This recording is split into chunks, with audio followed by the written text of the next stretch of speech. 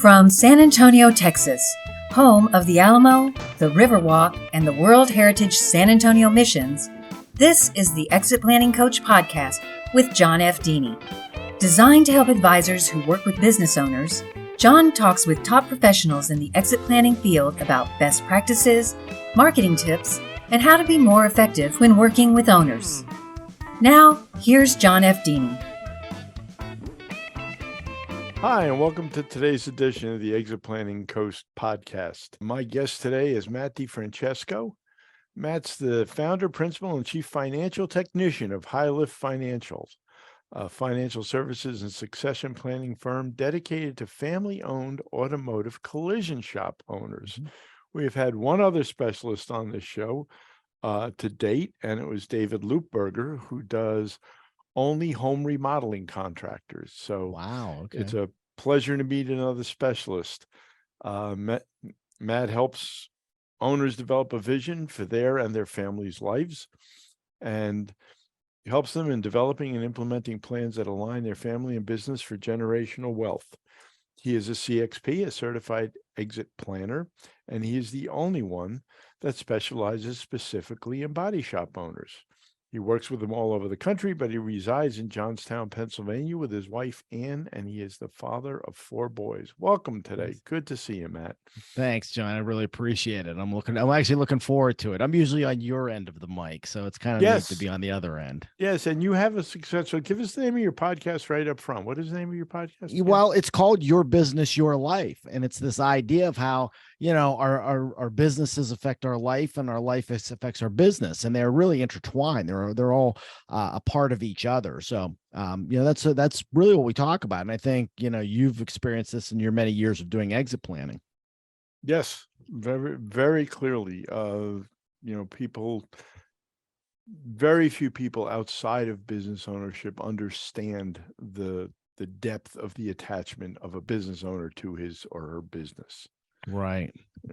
It's actually, it's interesting because a lot of my business is interfamily transfers, and I would say probably 70 to 80% of the time there is conflict that's there between the business active children or child and the parents who are, the owners. And I tell the kids all the time, and I tell them this privately, I said, one thing you have to understand as we go through this process is that your parents built this business from the ground up. It is like a child. It is just like you are to them. Okay. And they're very protective of it. So you're going to get some resistance. And I need you just to understand that it's not to devalue anything that you bring to the table, because what you do bring is value. But we have to work this gently because, again, they're protective of this thing. It's something that they've birthed. Yes. I'm working with a family business right now.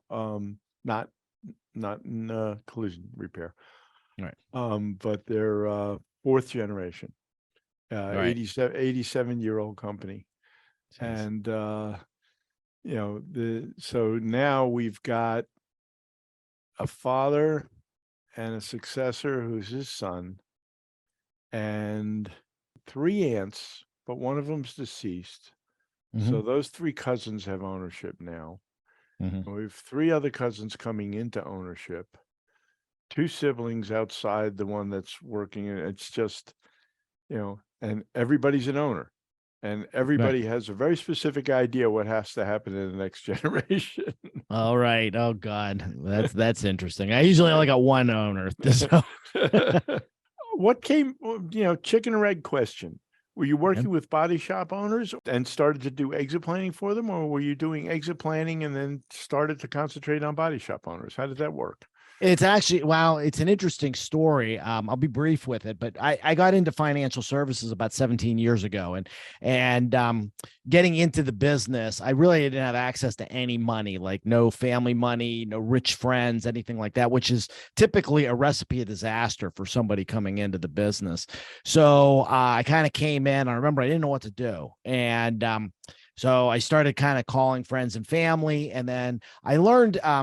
I knew municipal bonds really well, and I knew and I learned 401k plans. So that's what I would do. I'd spend all day during the day calling businesses. Do you have a retirement plan? Do you know the tax benefits of it? When's the last time it was reviewed? And I started selling these 401k plans. And then at night, I was selling these municipal bonds to business owners and physicians for tax-free money. So that's how I was building my business.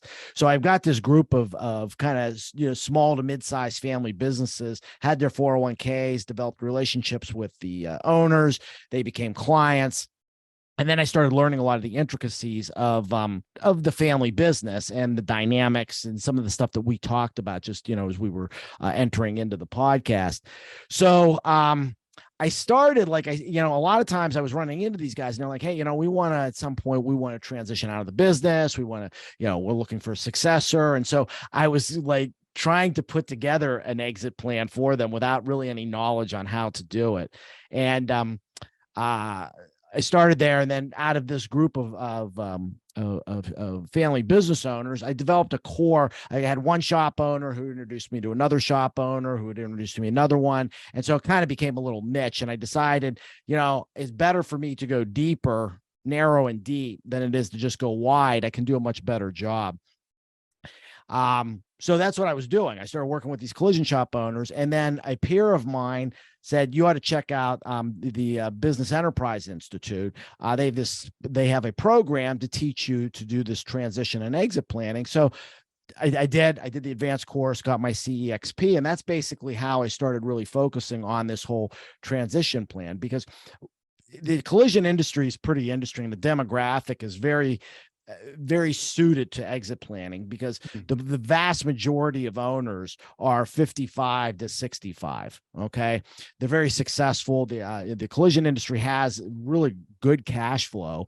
But these guys they're great technicians, but they're not great business owners. Mm-hmm. So it comes to time that, they're used to grinding and pushing cars through the shop. And eventually they get to be that 55 to 65 age. And they kind of look up from under the hood and say, holy crap, like, what am I going to do with my life?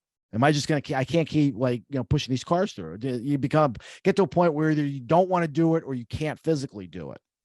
So it was kind of the perfect demographic to be able to get into this exit planning process. Neat. Do you ever hear of Miracle Body and Paint in San Antonio? No, I've never heard of them. No. Okay. One family shop, one owner, one son. Okay. But I know they must do well, because he can afford 10 commercials on every Spurs game. So. Oh yeah. Oh, I'll tell you. Honestly, I'm just working with a guy now. We're just getting started with him, and he's actually just doing the assessment, the assessment that we use. But I was asking him some questions. I said, well, what kind of revenue are you generating? And he said, he goes, I got the CPA, but all he wants to do is my taxes. I have no idea. I'm maybe 3.5 million, but I don't know if I can't verify that at all. Because all I know is I got money in the bank, and my banker just said I need to open an account in another bank because I got too much money here. Not a bad problem to have, huh? Yeah. And of course, everybody listening is going, now, what's the definition of too much money? Well, that's true. That's true. Well, I'm figuring FDIC is 250,000. So, he's probably got a bunch more than that. Just sitting in cash. Now, you do most of your work remotely, right? Yes. Now, describe a first meeting with a new client. How do you, I mean, you've been referred, I presume, in most cases. Yeah. And how do you start out? Typically what I like to do is I like to do an intro, 20 to 30 minute intro call, just to give us a chance to get to know each other. What I want to do is I want to see if there's a fit there too. Do I like them? Do they like me? Are they open to, are they open to learning? Are they open to some different ideas, those type of things? I mean, I basically, in working with a client, I have 3 criteria. And the first one is they got to be likable. I mean, I got to like them. They got to like me. If that doesn't work, there's no sense even having, even going any further. The second one is, are they coachable? Are they willing to say, okay, I'm willing to be open to some new ideas and follow advice? And then the third one is, are they profitable? Are they willing to pay me? I mean, we get a lot of people, a lot of times they come and they want to escape. But then when you start talking about fees, they go, oh, well, that's too expensive, or I can't afford that right now. Well, is that really going to be a good client? So that's really what I'm trying to find out in that initial meeting. You and I were talking about this not on the podcast the other day, the Teddy Roosevelt quote. Yeah. They don't, yeah. Right. They don't care what you know till they know that you care. Besides the fact that you know their industry very well, and certainly as somebody who has coached many businesses over the years, I know the value of being able to talk about specifics of a business, things Right. that are particularly to them and show an interest in that. As well as I do, people are reluctant to really consider exit planning. It's like selling life insurance. They really are, I could do this, but I could do this 5 years from now. I'm sure I can still, what do you have any magic words? Do you have any technique that you get a client that you're talking to the first time say, I want to go further with this. I think it's really time for me to do this. Yeah. Well, I think, and I know, when we were talking last week and you were talking about this, idea of probing and kind of diving deeper. And it's one thing that I've really followed. I've been a personal development junkie for the last 30 years. So, and we talked about DISC and personality profiles, and it's been something I've done actually last 20 years. I think I took my first DISC, probably about 20. No, actually it was almost 30 years ago. It was almost 30 there. And so that's one of the things that I want to do is I want to really kind of build a relationship with them.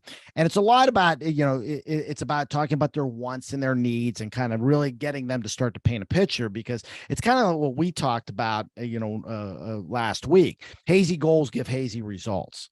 And I think, a lot of times we run in, and this happens with shop owners. I'll talk to them. I said, all right, so you're talking about exiting in the next 5 years. What does that look like? Well, I like to fish.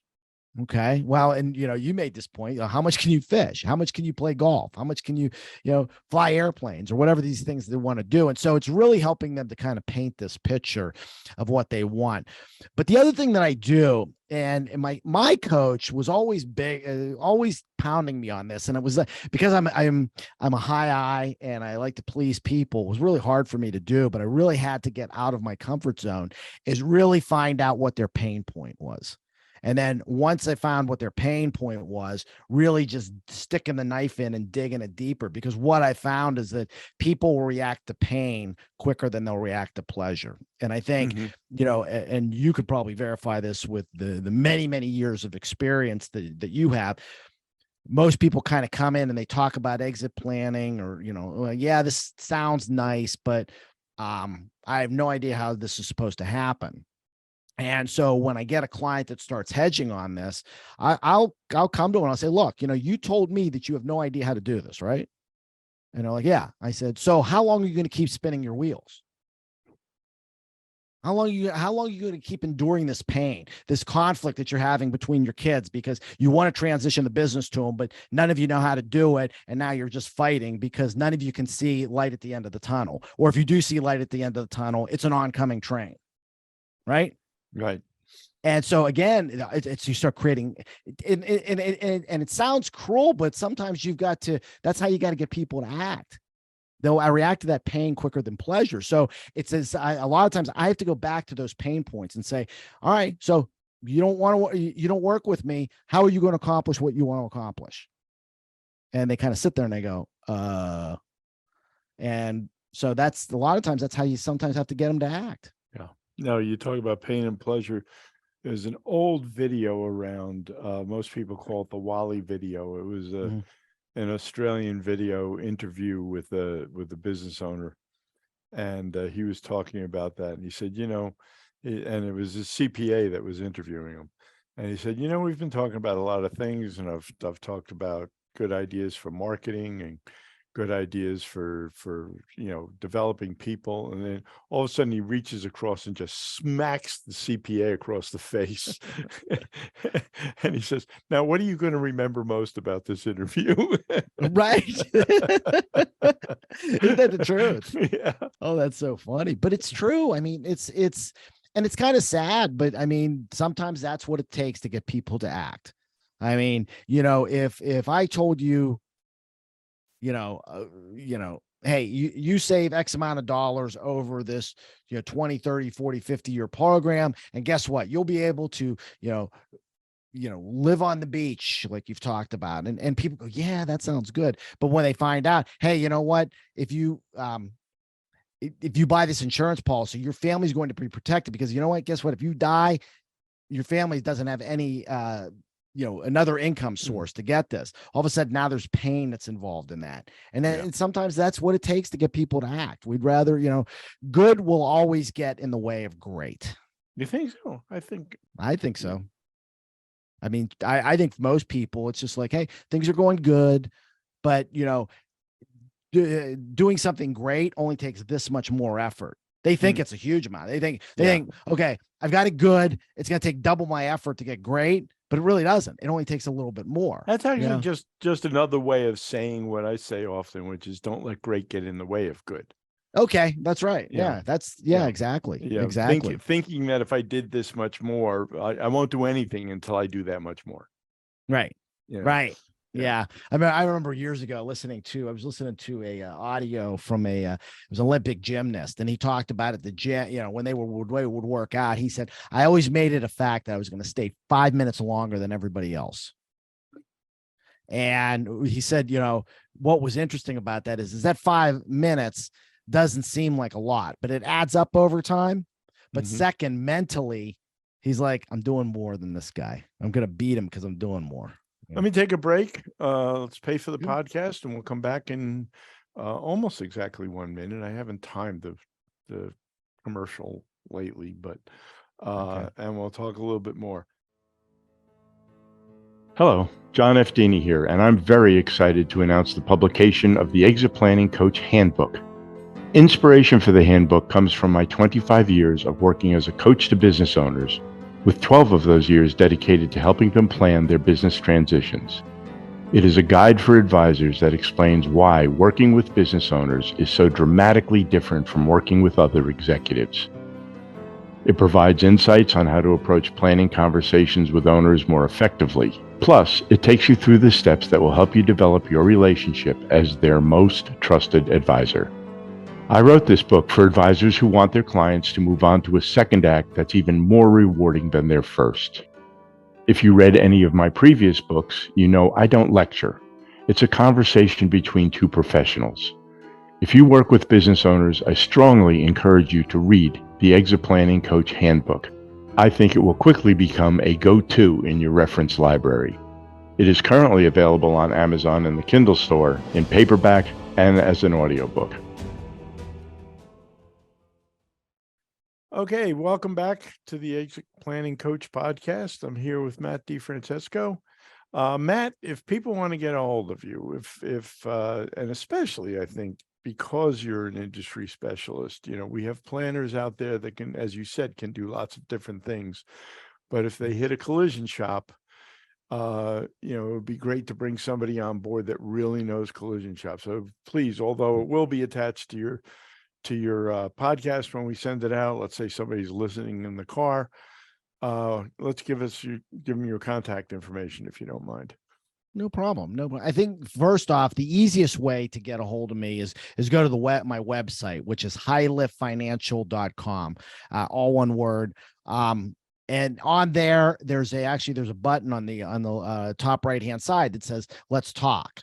And that's where, just again, I like to offer 20 to 30 minutes, just free consultation. Let's kind of see what your situation is, see if I can be of help, and then see what we can do from next steps, which is usually next step is taking the assessment. So that's the first way. You can always email me directly at matt@highliftfin.com. So again, it's HIGHLIFTFIN.com. Or you can call the office directly at 814-201-5855. Great. And, if folks want to see a really cool logo, go to highliftfinancial.com because it's an H, but it's a lift. So, yeah. Exactly. Really good. Funny, Love your logo. quick. Can I tell a quick story about that? Sure. When I did the rebrand to High Lift, because I was doing this, I was starting to focus on collision shop owners. So I did a rebrand, and I was talking to my coach. He said, well, why don't you look for maybe a marketing specialist who can help you to come up with this brand? And I was talking, I said, I was thinking like High Lift. Wouldn't that be cool? And he's like, yeah, that's a good name. So anyway, I find this woman who does branding and brand development, and we're talking about different ideas. And I said to her, I said, yeah, the idea came into my head was High Lift.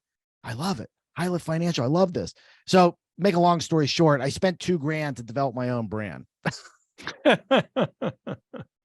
She did more than that. She did the design and all that stuff. So I had, back in the days when I was living on airplanes and consulting all over the country, my partner and I really shouldn't take on any more business. Not that we couldn't. Of course, you always can take on a little bit more business. But there was one engagement that had a lot of hair on it, and we were unsure what to do. And we finally quoted him an extremely high price, for us anyway at the time. And we went in, and I was sitting in the CEO's office, and he pulled out his checkbook, and he said, before I sign this check, he said, tell me what you're going to do. This is a lot of money. Tell me what you're going to do for this money. And I was tired, and I hadn't fallen in love with this client at all. And I said, you know what we're going to do? The first thing we're going to do is we're going to go talk to all your key employees. And they're going to tell us probably just about the same thing they've been telling you for the last few years. And we're going to take it, we're going to put it in a nice binder, and we're going to give it to you. And where you've been ignoring them, you're now going to do it because you paid us a lot of money for that advice. And he said, oh, okay, just wanted to know. And he signed the check. Oh, that's great. That's a great story. That's great. How do you cultivate your referrals? I mean, I'm sure a lot of it comes through the trade and the industry associations, but how do you get known outside of just a shop owner telling another shop owner? Or is that the main source of referral for you? No, it's actually, as I was going into this niche, I had to figure out how do I create a name and let people know that this is my specialty, is working with these guys. So, as I mentioned earlier in the podcast, I have my own podcast. And so what I started doing was I subscribed to industry publications, and I'd be reading articles in there. And I'm like, oh, I really like what this person has. So I'd send the name to my marketing team. They would get them on the podcast. So I started developing these relationships. So it kind of circles of influences, but it's interesting in our industry in financial services, everybody talks about CPAs and attorneys. What I found is they're some of the worst referral sources because they're not salespeople. And so they don't understand how that whole referral process works. But the ones that I've had the most success with are consultants that are in the industry, are in M&A people that are in the industry, are marketing people that are in the industry. So what happened was, as I was developing this, I formed this mastermind group with a number of these people and a couple of my shop owners. And so we started working in this mastermind, and out of this, I think, we started looking at all the different ways that we could collaborate. So I think that's the first step, is really, again, one of my best referral sources is she's an M&A specialist in the collision industry. And basically what she does is help shop owners to sell to the big consolidators. But what she's now learned after seeing what I do is she starts to interview them a little more deeply, and she'll talk to them and say, have you ever thought about, a family transition? And they'll be like, well, yeah, I mean, my son's in the business, but we have no idea how to do that. And so she'll be like, then you need to meet my friend Matt. And so she ends up introducing me. And then a lot of times I utilize her as kind of the plan B. So if the interfamily transfer doesn't work, we have something to fall back on. But it's been, and I've had people that have come to me that says, look, I have no family members. I just want to sell. I just want to be done with this. I send them over to her. So there's a lot of give and take, and we work very collaboratively together. So that's really the first way. I think the second way is, again, I've developed a relationship with a lot of industry publications. So I produce a lot of content for them that's in their magazines about succession planning, transition planning, building value in their businesses.